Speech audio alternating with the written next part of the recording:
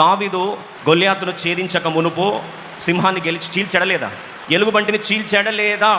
నేను అడుగుతాను, ఆ రోజు ఏమైనా అనౌన్స్మెంట్ చేసుకున్నాడా?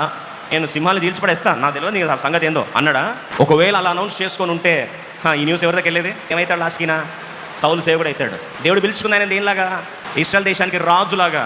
ఒకవేళ ముందే అనౌన్స్ చేసుకుంటే ఏమయ్యేవాడు? సౌలు సేవకుడు అయ్యేవాడు. మొర్దెకై ఉన్నాడా లేదా? మొర్దెకై మేలు చేసాడా లేదా? రాజును కాపాడితే ఆయన చేసిన మంచి పనిని ఎవరైనా గుర్తించారా అని అడుగుతున్నా. బహుశా రోజు బాధపడుతున్నావా? ఆఫీస్లో నాకు రికమెండేషన్ లేదు, అరే నాకు కానీ నా గురించి కానీ ఎవరైనా బాస్తో మాట్లాడితే బాగుండు, కనీసం సీఈఓతో మాట్లాడితే బాగుండు, హెచ్ఆర్ కన్నా చెప్తే బాగుండని ఈరోజు ఏడుస్తూ దేవుని మందిరానికి వచ్చావా? Sometimes God hides you. Let me tell you why. ఎందుకు దేవుడు ఎందుకు దాచిపెడతాడో చెప్తాను.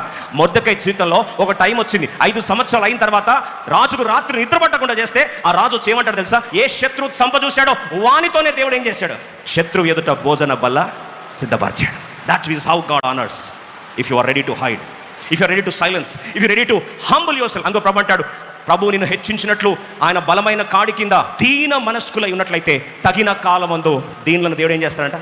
హెచ్చిస్తాడు. There is waiting time for God to honor you and don't disclose earlier than this. యోసేపు అనుకున్నాడు, పానదేకుని అడిగాడు, అయ్యా రాజు దగ్గరికి వెళ్ళినప్పుడు గుర్తు చేసుకో అయ్యా అంటే, పానదేకుడు మర్చిపోయేటట్టు దేవుడు 2 సంవత్సరాలు మధ్య మరుపు కలిగించాడు. పిఎం అయ్యేటోడు కాదు. కొన్నిసార్లు దేవుడు నేనేం చేస్తాడు? దాచిపెడతాడు. There is blessing.